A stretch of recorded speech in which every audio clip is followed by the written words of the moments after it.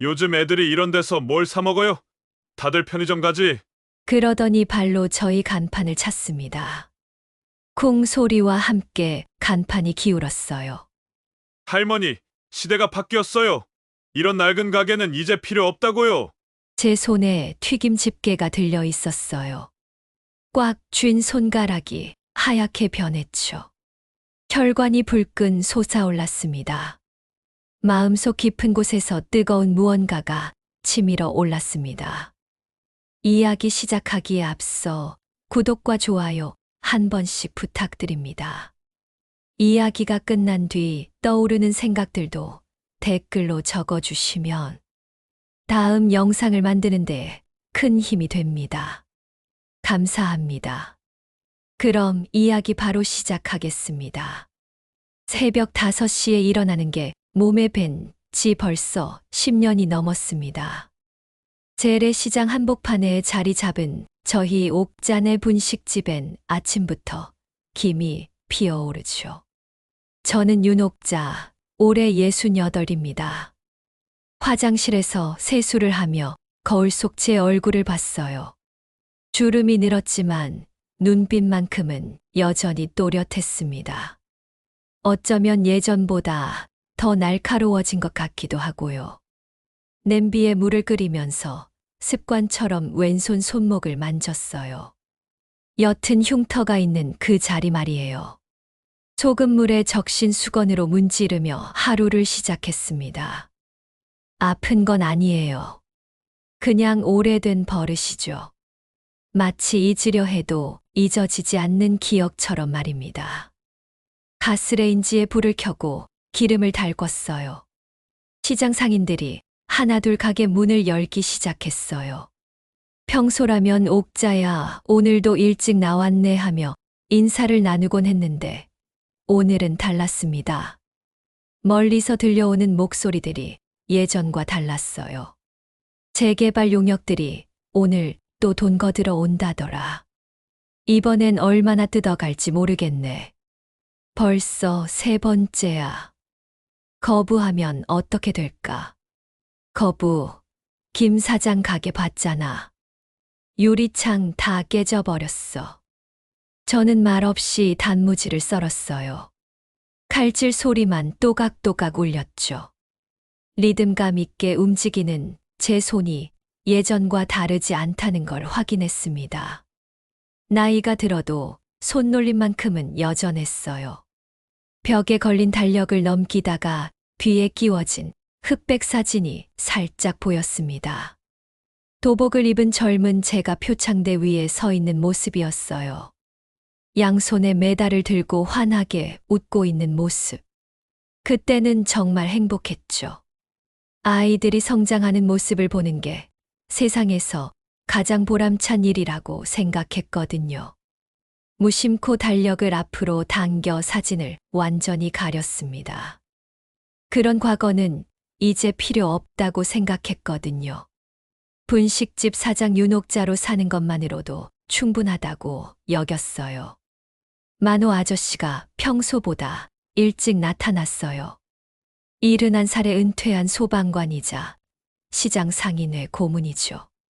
단골 중에 단골입니다. 30년 넘게 이 시장에서 장사하면서 가장 오래 알고 지낸 사람이기도 해요. 옥자야, 오늘 좀 조심해야 할 것 같아. 만호 아저씨의 목소리에 걱정이 묻어 있었어요. 평소 호탕하게 웃던 분이 이렇게 침울한 표정을 짓는 걸 본 적이 거의 없었거든요. 어떤 소리 들으셨어요? 용역들이 오늘 한 바퀴 돌면서 협조비를 걷는다더군. 안 내면 가게 부술 거라고 으름장 놓고 다닌다는 얘기야. 저는 고개만 끄덕였어요. 말이 필요 없었습니다. 둘 다 알고 있었거든요. 뭔가 큰 일이 벌어질 거라는 걸 말이에요. 걱정 마세요. 저 혼자 사는 것도 아니고 여기 아이들도 있잖아요. 손녀 미나 이야기였어요. 학교가 끝나면 이곳으로 와서 숙제를 하곤 했거든요. 그 모습이 얼마나 소중한지 모릅니다. 만호 아저씨가 쓴웃음을 지으며 말했어요. 그래, 우리가 포기하면 안 되지. 이 시장이 얼마나 많은 사람들의 추억이 담긴 곳인데. 오전 10시쯤 예상했던 일이 벌어졌습니다. 검은 승용차 2대가 시장 입구에 섰어요. 차에서 내린 건 5명의 남자들. 모두 검은 옷을 입고 있었고 선글라스를 끼고 있어서 얼굴이 잘 보이지 않았습니다. 앞장선 이는 20대 후반으로 보이는 건장한 청년이었어요. 키가 크고 어깨가 넓어서 체육을 했을 것 같은 체격이었죠. 나중에 안 사실이지만 이름은 강도윤이었습니다. 시장 상인들이 웅성거리기 시작했어요. 누군가 왔다고 중얼거렸고 또 다른 사람은 이제 끝이다 라고 한숨을 쉬었습니다.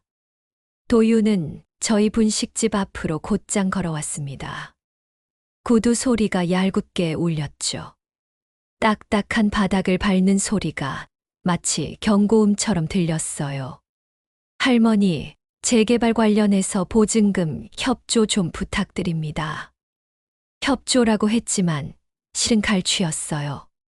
목소리부터 협박조였거든요. 얼마나 내야 하는데요?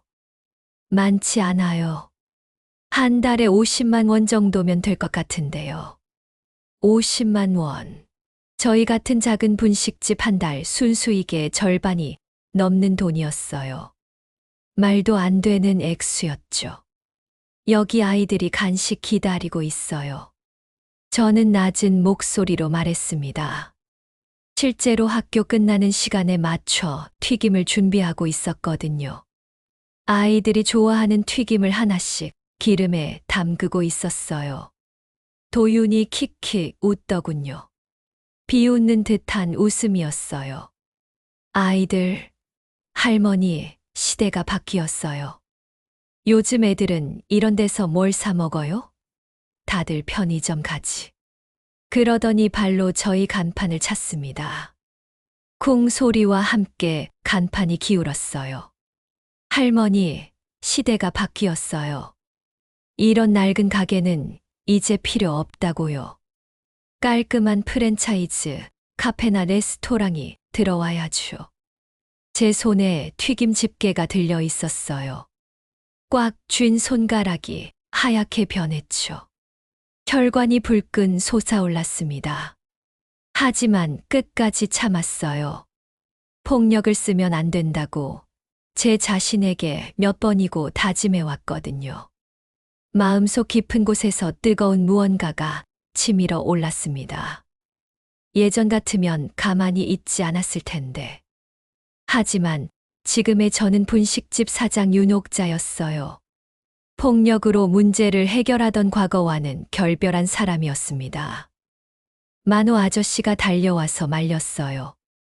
도윤아, 이러지 말고 그냥 넘어가자. 옥자도 쉽지 않은 사정이 있어. 아저씨, 이건 개인적인 감정이 아니라 사업이에요. 모든 상인이 공평하게 협조해야 하는 거죠. 하지만 도윤은 주머니에서 잔돈을 꺼내 바닥에 굴리듯 던졌습니다. 동전들이 쨍그랑 소리를 내며 굴러다녔어요. 500원짜리, 100원짜리 동전들이 바닥에 흩어졌습니다. 이 정도면 오늘 협조비는 된 거죠. 성의 표시 정도로 받아두세요. 그 순간 제 자존심이 바닥까지 떨어지는 것 같았어요. 30년 넘게 이 자리에서 정직하게 장사해온 제가 거지 취급을 받는 기분이었습니다. 도윤과 일행들이 떠난 후 저는 무릎을 굽혀 동전들을 주워 담았습니다. 차가운 바닥에 떨어진 동전들을 하나씩 집어들 때마다 가슴이 뜨거웠어요. 분노보다는 자존심이 상한 느낌이었죠. 만호 아저씨가 옆에 쪼그리고 앉아 함께 동전을 주워 주었어요. 옥자야, 참는 것도 한계가 있어. 이렇게 당하고만 있을 수는 없지 않아. 그럼 어떻게 하라는 거예요? 싸우면 되나요? 제 목소리에 씁쓸함이 묻어 있었어요. 싸우는 건 쉬웠어요. 하지만 그러면 결국 더 큰 문제가 생길 게 뻔했거든요. 점심시간이 되자 아이들이 몰려들었어요. 중학생, 고등학생 할 것 없이 저희 분식집을 찾았습니다. 옥자 할머니 튀김이 최고야. 김밥도 하나 주세요. 아이들의 밝은 목소리가 아침의 불쾌함을 씻어주었습니다. 이럴 때면 이 일을 하길 잘했다는 생각이 들어요. 저는 손놀림을 빨리 하며 주문을 받았습니다.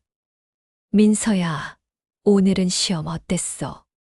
할머니, 수학은 망쳤는데 국어는 잘 본 것 같아요. 그럼 떡볶이에 튀김 하나 더 서비스로 넣어줄게. 아이들과 이런 소소한 대화를 나누는 게 제일 행복한 순간이었어요. 손녀 미나만큼이나 소중한 아이들이었거든요. 그때 한 중년 남성이 벽을 바라보며 중얼거렸습니다. 50대 초반쯤 되어 보이는 분이었는데 어디서 본 듯한 느낌이 들었어요. 혹시 윤옥자 코치님이신가요? 제 심장이 덜컥 내려앉았어요. 달력 뒤로 밀어둔 흑백 사진 일부가 보였나 봅니다. 도복을 입고 있는 제 젊은 시절 모습 말이에요. 아니에요. 잘못 보신 것 같네요. 저는 얼른 달력을 더 앞으로 당겨 사진을 완전히 가렸습니다. 손이 떨렸어요. 그 시절을 기억하는 사람이 아직 남아있다는 게 믿어지지 않았거든요. 아, 그러시군요. 그런데 정말 닮으셨네요. 제가 옛날에 유도를 좀 했거든요.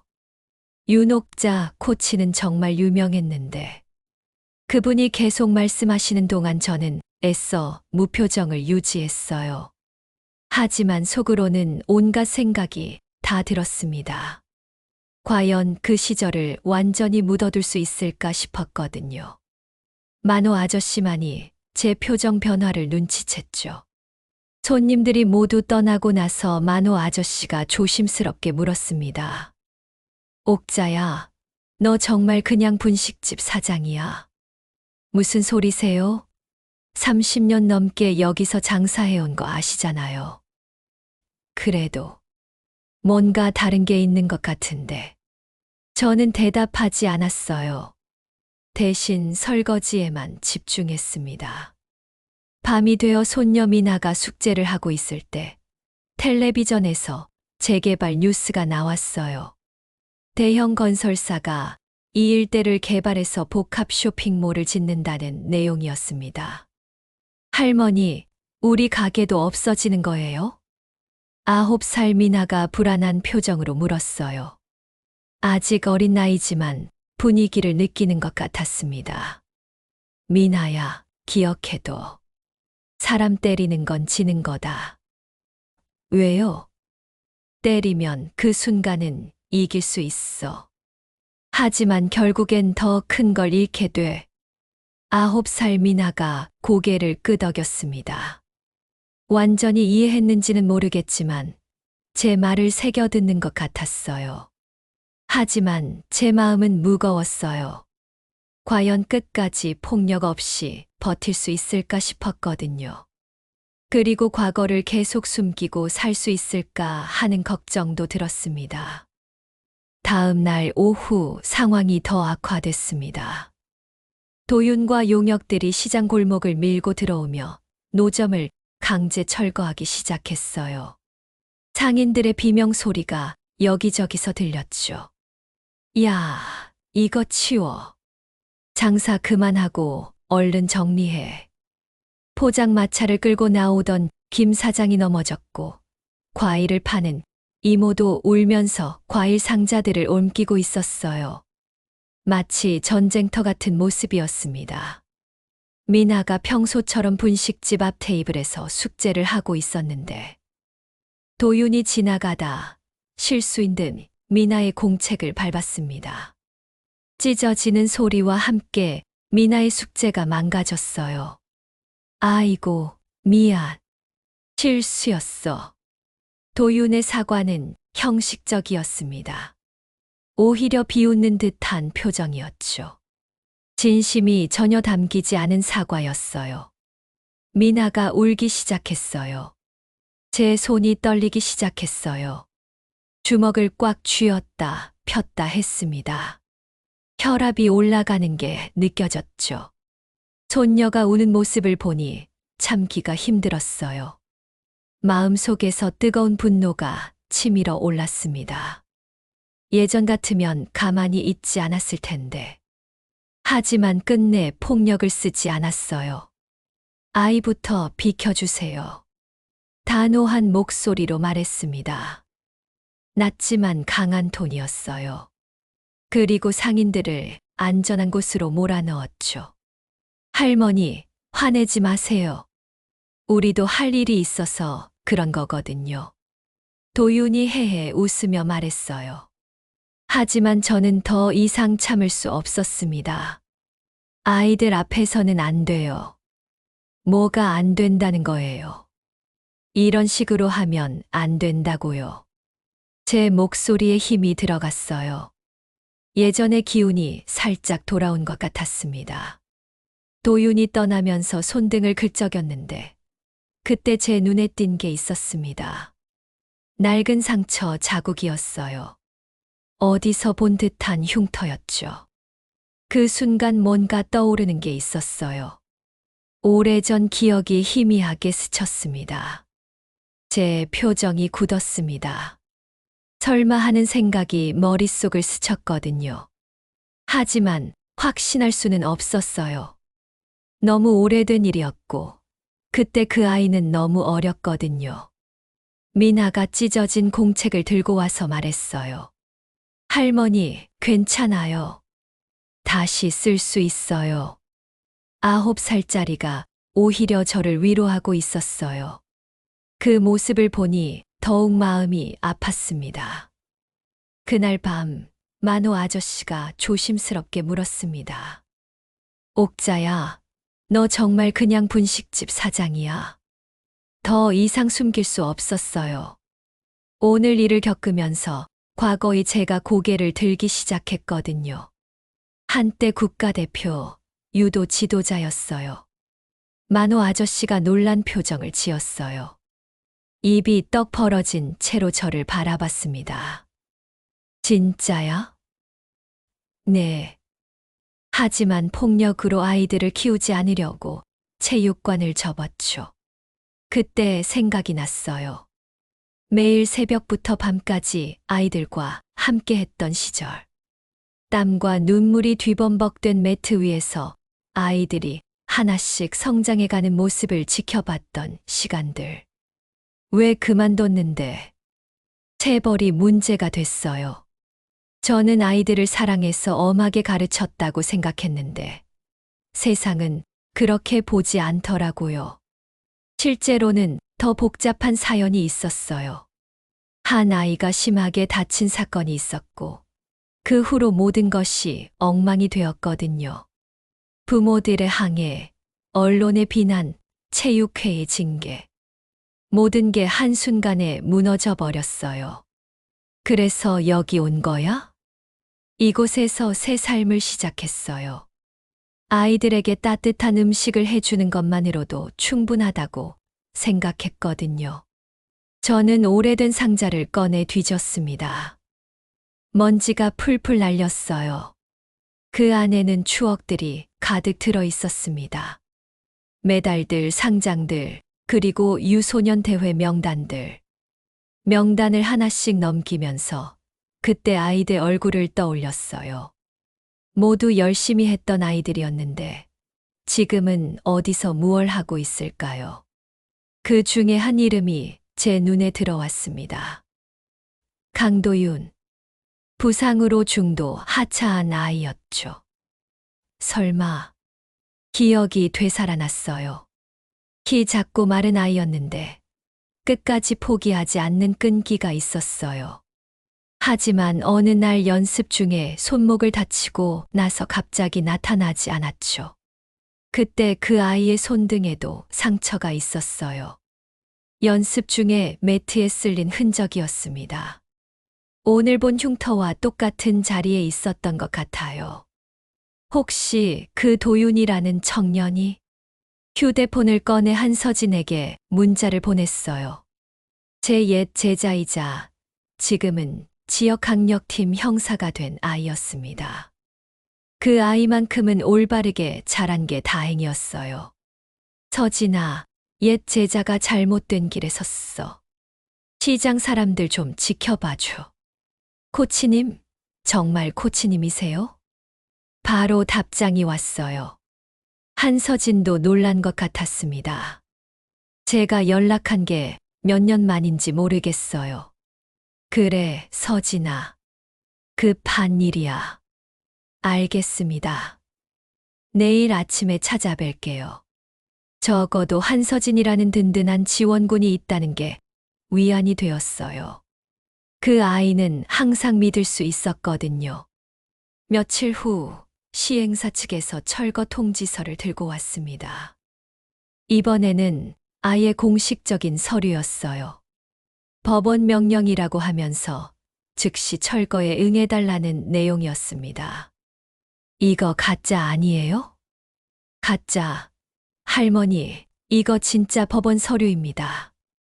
도장도 있고 서명도 있잖아요. 하지만 뭔가 수상했어요. 법원 서류치고는 너무 허술해 보였거든요. 이번엔 아예 집기를 부수기 시작했어요. 30년 동안 써온 소중한 물건들이 순식간에 망가졌어요. 만호 아저씨가 말리다가 밀려서 넘어졌습니다. 70 넘은 노인이 바닥에 쓰러지는 모습을 보니 더 이상 참을 수 없었어요. 미나가 울음을 터뜨렸어요. 무서워서 제 뒤에 숨었습니다. 할머니, 무서워요. 더 이상 참을 수 없었습니다. 저는 달력 뒤에 숨겨둔 흑백 사진을 떼어내 출입문에 붙였어요. 손이 떨렸지만 결심은 확고했습니다. 아이들이 먹는 집은 건드릴 수 없어요. 제 목소리가 예전과 달랐어요. 분식집 사장이 아닌 유도 코치 목소리가 나왔거든요. 도윤과 눈이 마주쳤습니다. 그 순간 확신이 들었어요. 내 손등 흉터 포기하던 날 내가 봤어. 도윤의 얼굴이 순식간에 창백해졌습니다. 그리고는 일그러졌어요. 뭐라고요? 강도윤. 13살 때 손목 부상으로 그만둔 아이 맞지? 당신이. 설마. 도윤이 흥분해서 저를 향해 달려들었죠. 주먹을 휘둘렀습니다. 하지만 저는 침착했습니다. 몸이 저절로 움직였어요. 유도식 관절 제압으로 칼 없이 제지했습니다. 나이는 들었지만 몸은 기억하고 있었거든요. 도윤의 팔을 잡아 비틀었어요. 아프지 않을 정도로 조절하면서요. 예전처럼 거칠지 않았습니다. 아직도 급하구나. 코치님. 정말 코치님이에요? 도윤의 목소리가 떨렸어요. 분노에서 당황으로 바뀌었습니다. 바로 그때 한서진이 경찰들과 함께 나타났습니다. 코치님, 이제 제가 이어받을게요. 한서진은 34살이 되었지만 여전히 제 앞에서는 수줍은 소년 같았어요. 서진아. 오랜만입니다, 코치님. 경찰들이 상황을 정리하기 시작했어요. 도윤은 멍한 표정으로 저를 바라봤습니다. 왜 그때 저를 찾지 않으셨어요? 찾았어. 너한테 연락했었단다. 도윤이 고개를 저었어요. 거짓말이에요. 아무도 저를 찾지 않았어요. 제가 핸드폰을 꺼냈습니다. 오래된 피처폰이었어요. 그때부터 지금까지 쓰던 것이었습니다. 메뉴를 눌러 안 보낸 편지함으로 들어갔어요. 거기에는 수십 통의 전송 실패 메시지가 남아 있었습니다. 도윤아, 괜찮니? 연락해줘. 체육관으로 돌아와. 기다리고 있을게. 도윤이 화면을 보더니 표정이 무너졌어요. 이게 진짜예요? 그때 내 번호가 바뀐 줄 몰랐어. 계속 전송 실패만 떴거든. 도윤의 눈에서 눈물이 흘렀습니다. 저는 버려졌다고 생각했어요. 한서진의 수사가 시작됐습니다. 그런데 뜻밖의 사실이 밝혀졌어요. 코치님, 시행사 뒤에 시장 상인회 간부 한 명이 뇌물을 받은 것 같습니다. 정말 충격적이었어요. 우리끼리 배신자가 있었다는 뜻이었거든요. 상인들 사이에 불신이 퍼졌어요. 서로를 의심하기 시작했죠. 누가 팔아넘긴 거야? 믿었던 사람한테 등 맞은 기분이야. 이제 누굴 믿어야 할지 모르겠어. 시장 분위기가 더욱 어두워졌습니다. 단합해서 싸워야 할 때인데 오히려 내부에서 균열이 생긴 거죠. 도윤이 조사를 받던 중에 제게 진짜 사연을 털어놨습니다. 부상 뒤 체육관에서 사라진 날, 집이 무너졌어요. 무슨 말이니? 아버지가 사업에 실패해서 야반도주 하셨거든요. 저 혼자 남겨졌어요. 그때 도윤은 겨우 13살이었어요. 혼자 살아가기엔 너무 어린 나이였습니다. 어른 아무도 손잡아주지 않았어요. 다들 저를 피했어요. 제 가슴이 아팠습니다. 그 어린 아이가 얼마나 외롭고 무서웠을까요? 그래서 나쁜 사람들과 어울리게 된 거야? 처음엔 먹고 살려고 했는데 어느새 이렇게 되어버렸어요. 도윤이 고개를 숙였습니다. 후회하는 기색이 역력했어요. 그날 내게 돌아오라 문자를 수십 통 보냈다. 핸드폰을 다시 꺼내서 보여줬습니다. 전송 실패 기록들이 그대로 남아 있었거든요. 누구에게도 보여준 적 없는 전화번호. 진짜 코치님이었네요. 도윤의 표정이 완전히 무너졌어요. 그동안 쌓인 원망과 분노가 한순간에 사라지는 것 같았습니다. 코치님, 죄송해요. 정말 죄송해요. 도윤이 제 앞에 무릎을 꿇었습니다. 눈물을 흘리면서요. 이제 늦지 않았어. 다시 시작할 수 있어. 저도 눈물이 났어요. 잃어버린 제자를 되찾은 기분이었거든요. 한서진이 수사를 계속 진행했습니다. 그 결과 놀라운 사실이 더 드러났어요. 철거 통지서가 가짜였다는 것입니다. 시행사가 임의로 만든 거짓 서류였죠. 상인회 간부가 시장 내부 정보를 넘겨준 대가로 돈을 받았습니다. 어떤 상인이 얼마나 버는지, 누가 저항할 만한지 다 알려줬어요. 배신자는 우리가 가장 신뢰했던 사람이었습니다. 상인회에서 오래 일하며 모두의 믿음을 받던 분이었어요. 왜 그런 짓을 한 거야? 딸이 미국 유학을 간다고 돈이 급했다더군요. 가족을 위한 일이었다고 해도 용서할 수 없는 배신이었습니다. 한서진의 수사로 시행사와 부패한 간부가 모두 구속됐습니다. 가짜 법원 서류 작성, 협박, 공무원 매수 등 여러 혐의가 적용됐어요. 정의는 결국 승리했습니다. 시장은 재정비되고 공동협동조합이 설립됐어요. 이제 외부 압력 없이 우리끼리 힘을 합쳐 운영할 수 있게 됐습니다. 옥자야, 이제 정말 새 출발이네. 만호 아저씨가 환하게 웃었어요. 오랜만에 보는 밝은 표정이었습니다. 저와 만호 아저씨는 아이들 무료 도장 교실을 시작했습니다. 시장 한편에 있던 빈 점포를 임대해서 작은 도장을 만들었어요.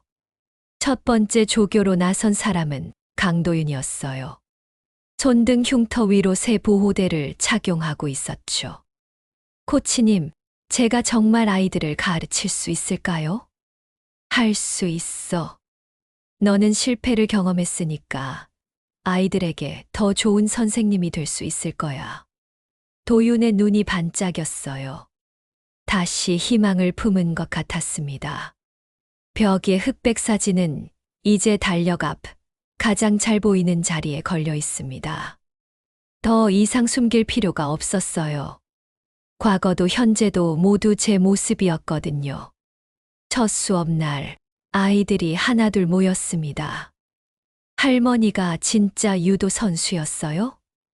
국가대표였다며? 대박이다. 아이들이 신기해했어요. 평소 따뜻한 음식만 해주시던 할머니가 이런 대단한 과거가 있다는 게 놀라운 모양이었습니다. 저는 손녀 미나에게 말했어요. 미나야, 할머니가 왜 유도를 배웠는지 알아? 몰라요. 힘은 누굴 때리라고 배우는 게 아니야. 누굴 세워주려고 배우는 거란다. 미나가 고개를 끄덕였어요. 이번엔 정말로 이해한 것 같았습니다. 저녁이 되어 장터가 조용해졌을 때 도복 입은 아이들이 줄을 서서 인사했습니다. 안녕히 계세요, 코치님. 내일 또 올게요. 아이들의 밝은 목소리가 시장에 울려 퍼졌어요. 이런 소리가 계속 들리는 시장이야말로 진짜 살아있는 시장이겠죠. 제 왼손 흉터 위로는 하얀 테이프가 감겨 있었어요. 과거를 숨기려 했던 그 흉터가 이제는 자랑스러웠습니다. 제가 걸어온 길의 증거였거든요.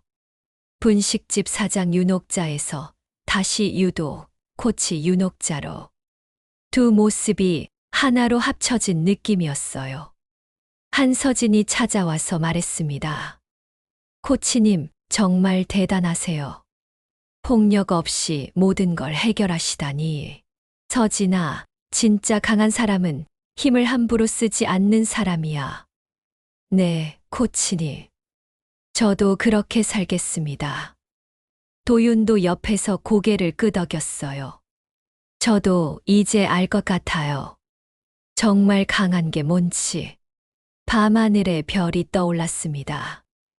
시장은 평화로웠고 내일은 또 아이들의 웃음소리가 가득할 거예요. 저는 분식집으로 돌아가 마지막 정리를 했습니다. 그릇을 씻고 가스를 끄고 내일 장사 준비를 위해 재료를 확인했어요. 벽에 걸린 사진 속에 젊은 제가 웃고 있었습니다. 그때의 꿈이 드디어 이루어진 것 같았어요. 아이들을 지키기 위해 선택한 길. 폭력 없이 사랑으로 가르치는 길. 그것이 진정한 강함이라는 걸 이제야 깨달았습니다. 할머니, 내일도 튀김 해주세요. 미나가 졸린 눈을 비비며 말했어요. 그럼 할머니가 맛있는 튀김 해줄게. 오늘도 평범한 분식집 사장으로 그리고 자랑스러운 유도, 코치로 하루를 마감했습니다. 시장의 밤은 깊어갔지만 제 마음은 어느 때보다 밝았어요. 잃어버렸던 제자를 되찾았고 아이들에게 진정한 강함이 무엇인지 가르칠 수 있게 되었으니까요. 흉터도 이제 자랑스럽습니다. 아픔을 딛고 일어선 증거이자 아이들을 지키기 위해 싸웠다는 증명이거든요. 강도윤도 새로운 인생을 시작했어요. 잘못된 길에서 벗어나 다시 꿈을 찾았습니다.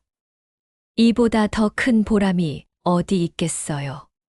재래시장 옥잔의 분식집. 이제는 맛있는 음식뿐만 아니라 따뜻한 마음까지 나누는 곳이 되었습니다. 그리고 아이들이 진정한 강함을 배우는 곳이기도 하고요. 이것이 바로 제가 꿈꿨던 모습입니다. 힘으로 누군가를 누르는 게 아니라 사랑으로 세워주는 것. 그것이 진짜 코치의 모습이라고 생각해요. 오늘 사연 함께 해주셔서 고맙습니다. 다음에는 어떤 주제 이야기를 듣고 싶으신가요? 댓글 주시면 참고해서 준비하겠습니다. 감사합니다. 그럼 다음 시간에도 좋은 이야기로 찾아뵙겠습니다. 늘 건강하세요.